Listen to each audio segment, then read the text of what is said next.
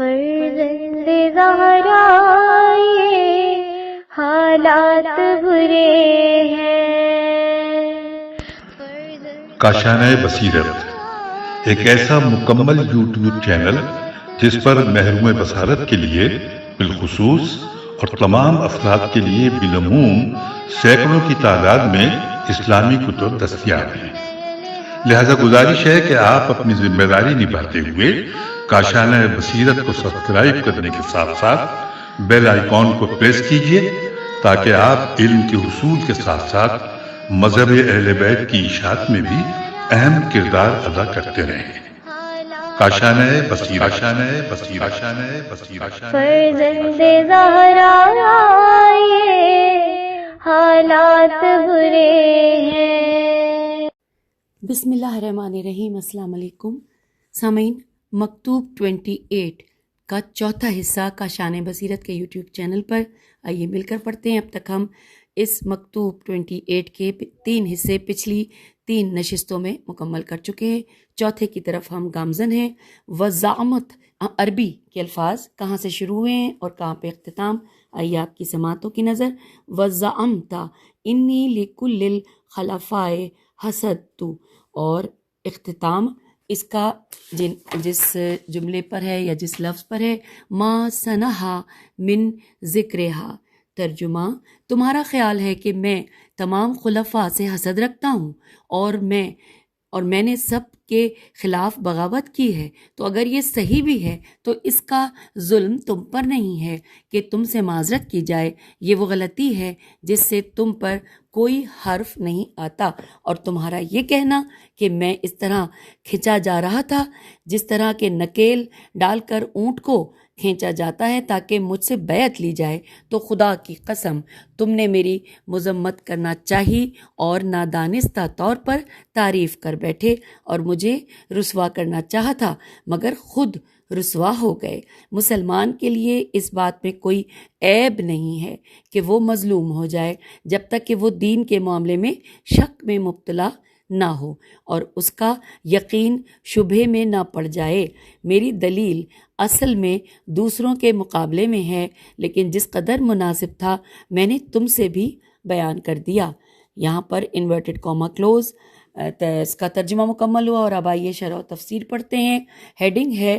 کہ ان کاموں سے تمہارا کوئی تعلق نہیں، یہی ہیڈنگ ہے۔ تفصیلات یہ ہیں کہ امام علیہ السلام مکتوب کے اس حصے میں حاکم شام کی ایک اور نامناسب بات کا تذکرہ فرماتے ہیں جو اس نے اپنے خط میں امام علیہ السلام سے صریحاً کہی تھی،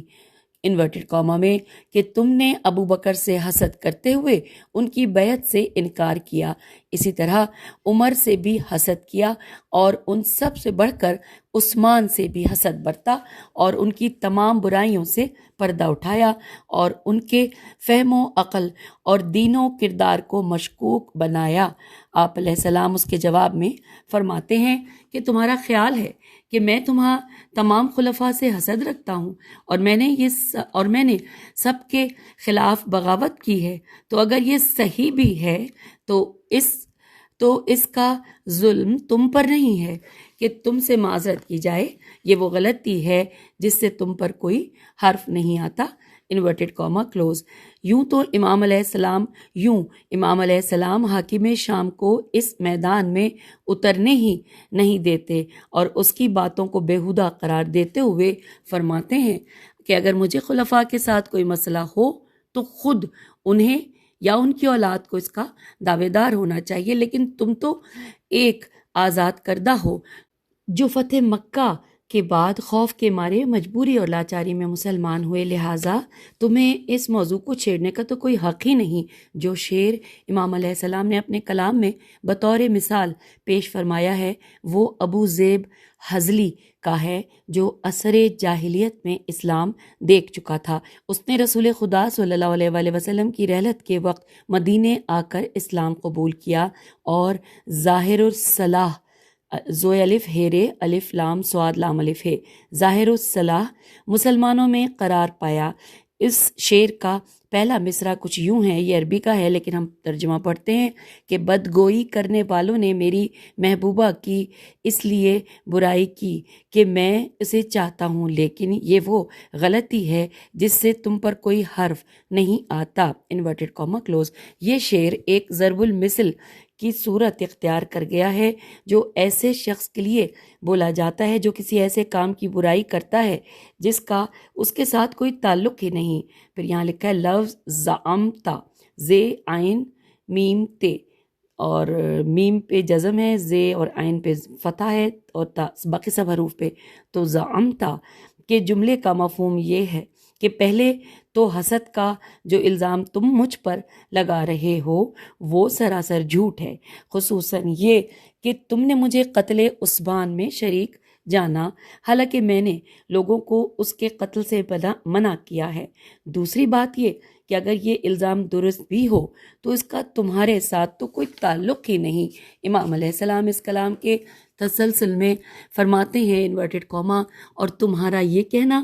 کہ میں اس طرح کھینچا جا رہا تھا جس طرح نکیل ڈال کر اونٹ کو کھینچا جاتا ہے تاکہ مجھ سے بیعت لی جائے، اور خدا کی قسم تم نے میری مذمت کرنا چاہی اور نادانستہ طور پر تعریف کر بیٹھے اور مجھے رسوا کرنا چاہا تھا مگر خود رسوا ہو گئے، انورٹڈ کاما کلوز۔ یہ اس بات کی طرف اشارہ ہے کہ پہلے تو تم نے اعتراف کیا کہ میں مظلوم واقع ہوا ہوں اور دوسروں نے مجھ پر ظلم کیا ہے، لیکن یہ تو مجھ مظلوم کی مدح ہے اور ظالموں کی مذمت۔ دوسرے یہ کہ تم نے ثابت کر دیا کہ خلافت صحابہ کے اجماع کے ذریعے نہیں تھی، پھر دوبارہ پڑھتے کہ خلافت صحابہ کے اجماع کے ذریعے نہیں تھی، جبکہ تم اسی طرح کی خلافت کا دفاع کر رہے اور کہتے ہو کہ خلیفہ اول بارگاہ الہی میں سب سے برتر و بہتر تھا۔ لیکن ایسا ہونا کیسے ممکن ہے جبکہ انہوں نے اسلام لانے میں پہل کرنے والوں پر اور رسول اکرم صلی اللہ علیہ وآلہ وسلم سے نزدیک ترین اور آگاہ ترین فرد پر اس طرح کا ستم ڈھایا؟ اور تناقض پر مبنی تمہاری یہ باتیں تمہاری ہی رسوائی کی دلیل ہیں۔ پھر امام علیہ السلام اسی مطلب کی تشریح میں مزید فرماتے ہیں انورٹڈ کاما، مسلمان کے لیے اس بات میں کوئی عیب نہیں ہے کہ وہ مظلوم ہو جائے جب تک کہ وہ دین کے معاملے میں شک میں مبتلا نہ ہو اور اس کا یقین شبے میں نہ پڑ جائے، انورٹڈ کاما کلوز۔ جی ہاں، تاریخ گواہ ہے کہ نیک اور پاک طینت لوگوں پر حق گوئی، حق پرستی اور ظالموں کی خواہشات کے آگے تسلیم نہ ہونے کے نتیجے میں ظلم و ستم کے پہاڑ توڑے گئے، اور یہ تو اعزاز ہے اور ہمیشہ اعزاز رہے گا۔ یہ اس کی طرف اشارہ ہے کہ اگر اس طرح کی مظلومیت عیب ہو تو جنگ احد میں رسول خدا صلی اللہ علیہ وآلہ وسلم کی پیشانی اور دندان مبارک تمہارے باپ کے طرفداروں کے ذریعے شہید ہوئے۔ حمزہ علیہ السلام کا شکم تمہاری ماں نے چاک کیا اور ان کا جگر نکال کر دانتوں پر رکھا، پس اس روح سے رسول خدا صلی اللہ علیہ وآلہ وسلم اور حمزہ علیہ السلام قابل مذمت اور تمہارے باپ مشرکین مکہ اور تمہاری ماں قابل تعریف ہوں گے۔ کیا کوئی عاقل اس مطلب کو قبول کرے گا؟ کیا اگر ہم تاریخ کا مطالعہ کریں تو دیکھیں گے کہ حضرت ابراہیم، یحییٰ، زکریا اور عیسیٰ علیہ السلام جیسے بزرگ پیغمبروں پر بھی حق طلبی کی پاداش میں شدید ظلم و ستم ڈھائے گئے ہیں۔ امام علیہ السلام مکتوب کے اس آخری حصے میں فرماتے ہیں انورٹڈ کاما کہ میری دلیل اصل میں دوسروں کے مقابلے میں ہے، لیکن جس قدر مناسب تھا میں نے تم سے بھی بیان کر دیا، انورٹڈ کاما کلوز۔ اور اب یہاں پر ہم نے چوتھا حصہ مکمل کر لیا مکتوب 28 کا، اور اب آئیے پانچواں حصہ مل کر پڑھتے ہیں۔ عربی میں کہاں سے کہاں تک ہے آئیے آپ کی سماعتوں کی نظر۔ پیراگراف کا آغاز ہو رہا ہے ثم ذکرتا ما کانا من امری، اور اختتام ہے وَإِلَيْهِ أُنِيبُ۔ آگے چلتے ہیں، انورٹڈ کاما میں لکھا ہے کہ اس کے بعد، یہ ہم ترجمہ پڑھ لیں کہ اس کے بعد تم نے میرے اور عثمان کے معاملے کا ذکر کیا ہے تو اس میں تمہارا حق ہے کہ تمہیں جواب دیا جائے، اس لیے کہ تم ان کے قرابت دار ہو، لیکن یہ سچ سچ بتاؤ کہ ہم دونوں میں ان کا زیادہ دشمن کون تھا، اور کس نے اس کے قتل کا سامان فراہم کیا تھا؟ اس نے جس نے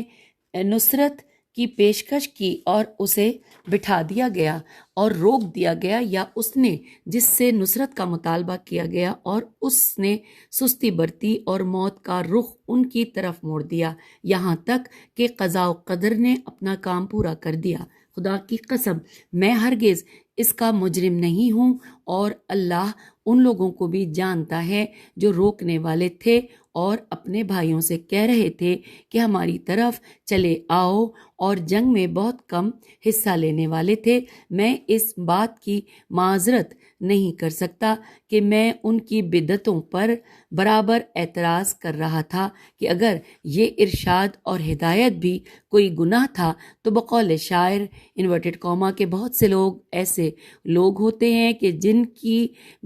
بے گناہ بھی ملامت کی جاتی ہے، اور کبھی کبھی واقعی نصیحت کرنے والے بھی بدنام ہو جاتے ہیں، انورٹڈ کاما کلوز۔ میں نے اپنے امکان بھر اصلاح کی کوشش کی، اور میری توفیق صرف اللہ کے سہارے ہے، اسی پر میرا بھروسہ ہے اور اسی کی طرف میری توجہ ہے، انورٹڈ کاما کلوز ہو گیا۔ اور اب پڑھیں گے شرح و تفسیر۔ ہیڈنگ ہے خلیفہ سوم کے قتل کے اصل عناصر۔ تفصیلات یوں ہیں کہ امام علیہ السلام مکتوب کے اس حصے میں حاکم شام کے ایک اور اعتراض، بلکہ حقیقی معنوں میں حاکم شام کی بعض کھوکھلی باتوں کا جواب دیتے ہوئے فرماتے ہیں، انورٹڈ کاما، اس کے بعد تم نے میرے اور عثمان کے معاملے کا ذکر کیا ہے، تو اس میں تمہارا حق ہے کہ تمہیں جواب دیا جائے، اس لیے کہ تم ان کے قرابت دار ہو، لیکن یہ سچ سچ بتاؤ کہ ہم دونوں میں ان کا زیادہ دشمن کون تھا، اور کس نے ان کے قتل کا سامان فراہم کیا تھا؟ اس نے جس نے نصرت کی پیشکش کی اور اسے بٹھا دیا گیا اور روک دیا گیا، یا اس نے کہ جس نے نصرت کا مطالبہ کیا اور اس نے سستی برتی اور موت کا رخ ان کی طرف موڑ دیا، یہاں تک کہ قضاء و قدر نے اپنا کام پورا کر دیا، انورٹڈ کاما کلوز۔ تاریخ اسلام گواہ ہے کہ جو الزام حاکم شام نے قتل خلیفہ سوم میں شریک ہونے یا ان کا دفاع نہ کرنے کے متعلق حضرت علی علیہ السلام پر لگایا ہے، وہ بالکل جھوٹ تھا، جو اس نے لوگوں کو فریب دینے کے لیے گھڑا تھا۔ چنانچہ اسی سلسلے میں اس نے حضرت علی علیہ السلام کے خلاف لوگوں کے جذبات کو بھڑکانے کے لیے خلیفہ سوم کی خون آلود قمیص سے فائدہ اٹھایا، حالانکہ امام علیہ السلام نے بارہا خلیفہ سوم کو نصیحت فرمائی تھی کہ اپنی غلطیوں کی اصلاح کرے، بیت المال کو بنی امیہ اور اپنے چیلوں میں تقسیم نہ کرے، اور اسلامی حکومت کے اہم عہدوں کو ان کے حوالے نہ کرے، اور لوگوں کے مسائل اور مشکلات کو سنے، مگر بدقسمتی سے خلیفہ سوم نے کبھی ان پر عمل نہ کیا۔ جب لوگوں کے ہجوم نے خلیفہ سوم کے گھر پر چڑھائی کی تو حضرت علی علیہ السلام نے اپنے بیٹوں کو اس کے دفاع کے لیے بھیجا، مگر حاکم شام نے خلیفہ سوم کی حمایت میں کوئی اقدام نہ کیا، حالانکہ خلیفہ سوم نے اسے خط لکھ کر کہہ دیا تھا کہ شامی لشکروں کے ذریعے اس کی مدد کرے۔ دلچسپ بات یہ ہے کہ جب معاویہ مسند خلافت پر بیٹھا تو ایک دن اس نے ابو الفضل نامی معروف صحابی سے کہا کہ کیا تم خلیفہ سوم کے قاتلوں میں سے نہ تھے؟ ابو الفضل رضی اللہ نے کہا نہیں، لیکن ان کی مدد بھی نہیں کی ہے۔ حاکم شام بولا کہ اس کی مدد کیوں نہیں کی؟ کہا انصار و مہاجرین میں سے کسی نے بھی ان کی مدد نہیں کی۔ حاکم شام بولا کہ ان سب پر واجب تھا کہ خلیفہ سوم کی مدد کرتے، آج جو میں اس کی خواہی کر رہا ہوں وہ اس کی مدد ہے۔ اور اس پر ابو الطفیل رضی اللہ نے ہنستے ہوئے کہا کہ تمہارا اور عثمان کا معاملہ ایسا ہی ہے جیسے کہ یہ شعر۔ ترجمہ کہ تم نے میری زندگی میں میری کوئی خدمت نہ کی مگر میری موت کے بعد مجھ پر آنسو بہانا چاہتے ہو، انورٹڈ کاما کلوز۔ اور اس میں حوالہ ہے الامامت والسیاست، جلد نمبر 1 صفحہ 214۔ سامعین، یہاں پر یہ شعر کا ہم نے ترجمہ پڑھا۔ اچھا، یہ جو نام ہے ابو الطفیل، مجھے لگتا ہے کہ اس کو پہلے میں نے ابو الفضل پڑھ دیا، تو میں معذرت چاہتی ہوں اگر میں نے پڑھ دیا، میں پیچھے جا کے کیونکہ سنا نہیں ہے دوبارہ، لیکن میرا ذہن کہہ رہا ہے۔ تو بہرحال یہ نام ہے ابو الطفیل۔ آگے چلتے ہیں۔ لکھا ہے کہ پھر اوپر مذکور جملوں میں جن میں کہا گیا تھا کہ حاکم شام نے خلیفہ سوم کی مدد کی خواہش کو یکسر ٹھکرا دیا اور اب دوسروں کو برا بھلا کہہ رہا ہے، پھر پر مزید تاکید اور وضاحت کرتے ہوئے مولا فرماتے ہیں انورٹڈ کاما کہ خدا کی قسم میں ہرگز اس کا مجرم نہیں ہوں، اور اللہ ان لوگوں کو بھی جانتا ہے جو روکنے والے تھے اور اپنے بھائیوں سے کہہ رہے تھے کہ ہماری طرف چلے آؤ، اور جنگ میں بہت کم حصہ لینے والے تھے، انورٹڈ کاما کلوز۔ ہم جانتے ہیں کہ یہ آیت دو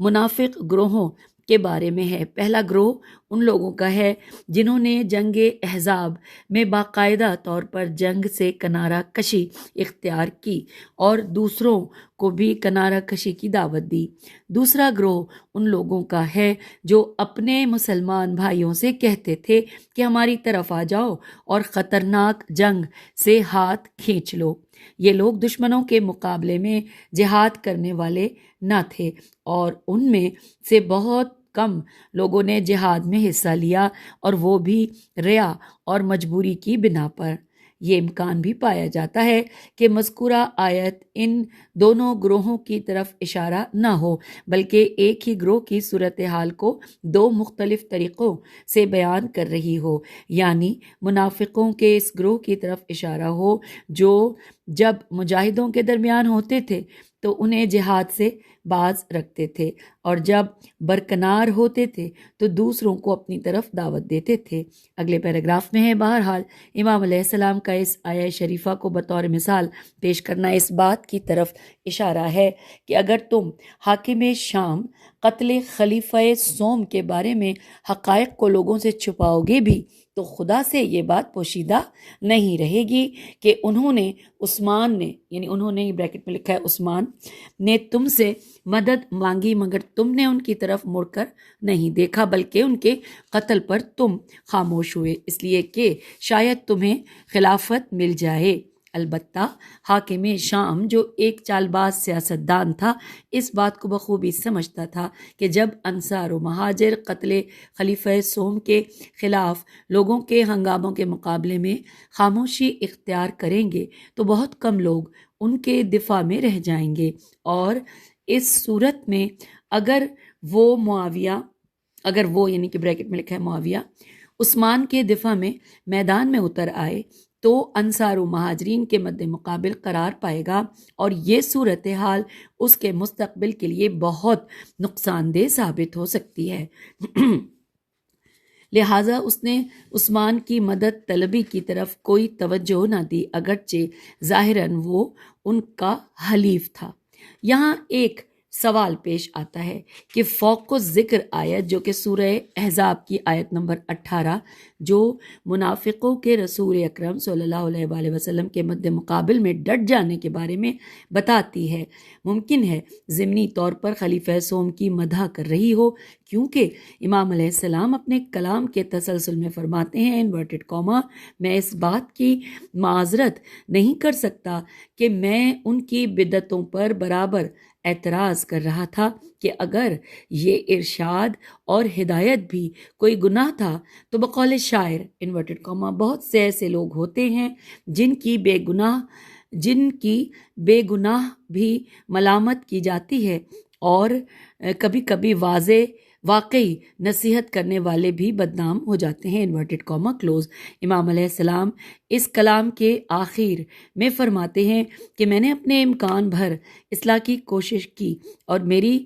توفیق صرف اللہ کے سہارے سے ہے، اسی پر میرا بھروسہ ہے اور اسی کی طرف میری توجہ ہے۔ پھر لکھا ہے کہ یقیناً امام علیہ السلام ان چند گنے چنے افراد میں سے تھے جنہوں نے خلیفہ سوم کا خون بہانے سے منع کیا تھا، اور آپ علیہ السلام نے اپنے فرزندوں امام حسن علیہ السلام اور امام حسین علیہ السلام کو ان کے دفاع کی ترغیب فرمائی تھی۔ حوالہ ہے الامامت والسیاست، جلد نمبر 1 صفحہ 59، نیز تاریخ مدینہ و دمشق، جلد نمبر 39 صفحہ نمبر 418۔ اگلے پیراگراف میں ہے کہ تاریخ ابن عساکر میں مذکور ہے کہ حضرت عثمان جب شدید محاصرے میں آئے تو انہوں نے حاکم شام کی طرف ایک قاصد کو یہ کہلا بھیجا کہ شام سے ایک لشکر لے کر فوراً اس کی مدد کو پہنچ جائے۔ معاویہ 2 افراد کے ساتھ تند رو اونٹوں پر سوار ہوا اور مدینہ پہنچ گیا۔ معاویہ جب حضرت عثمان کے پاس پہنچا تو اس نے لشکر سے متعلق دریافت کیا، کیا اپنے ساتھ کوئی لشکر لے کر نہیں آئے ہو؟ کہا نہیں۔ پوچھا کیوں؟ اس لیے کہ مجھے خوف ہوا کہ اگر لشکر شام اس معاملے میں دخالت کرے تو لوگ تمہیں جلد قتل کر دیں گے، مگر میں 3 تند رو اونٹ اپنے ساتھ لے کر آیا ہوں تاکہ تمہیں شام پہنچا دوں۔ حضرت عثمان اس پر بہت غضبناک ہوئے اور اسے برا بھلا کہتے ہوئے اس کی پیشکش ٹھکرا دی۔ معاویہ حضرت عثمان کے پاس سے نکل کر شام کی طرف روانہ ہوا۔ حوالہ ہے تاریخ مدینہ و دمشق، جلد نمبر 39 صفحہ 337۔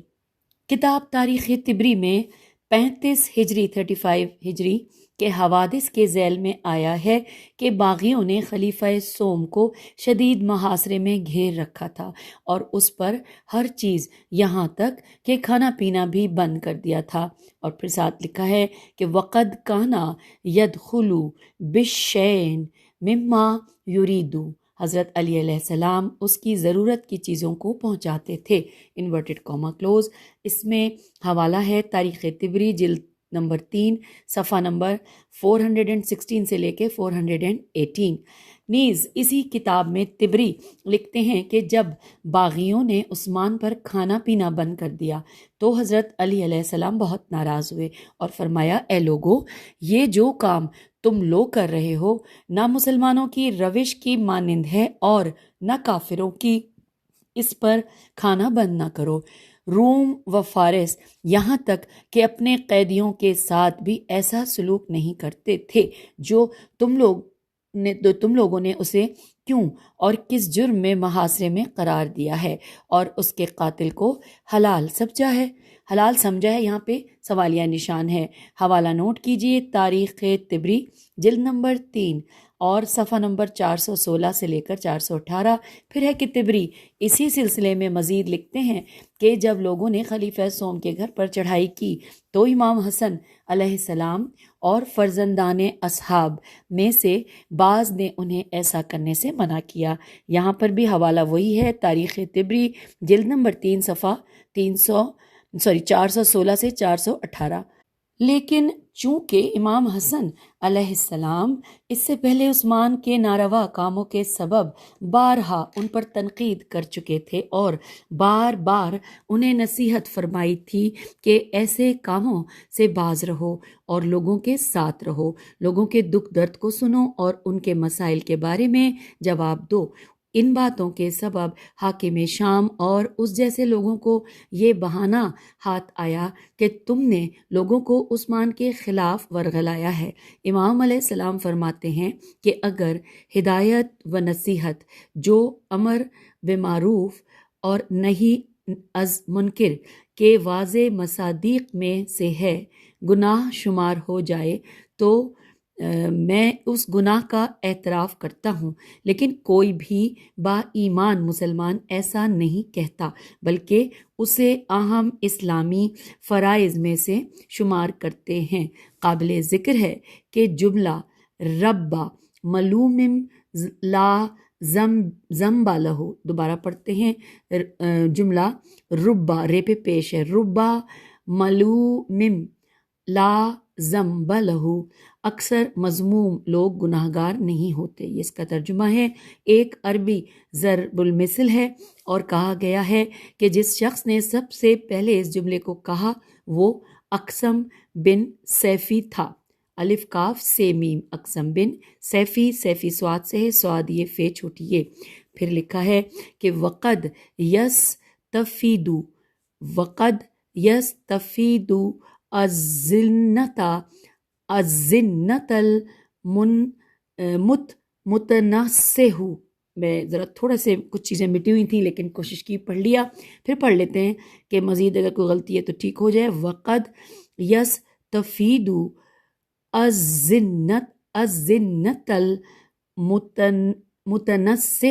جی بالکل ایسے ہی ہے۔ لکھا ہے کبھی کبھار بہت زیادہ نصیحت کرنے والا بدنام ہو جاتا ہے، یہ اس کا ترجمہ ہے۔ لکھا ہے یہ جو جملہ ہے ایک بیت کا دوسرا حصہ ہے جس کا پہلا مصرع یوں ہے، وَكَمْ سُقْتُ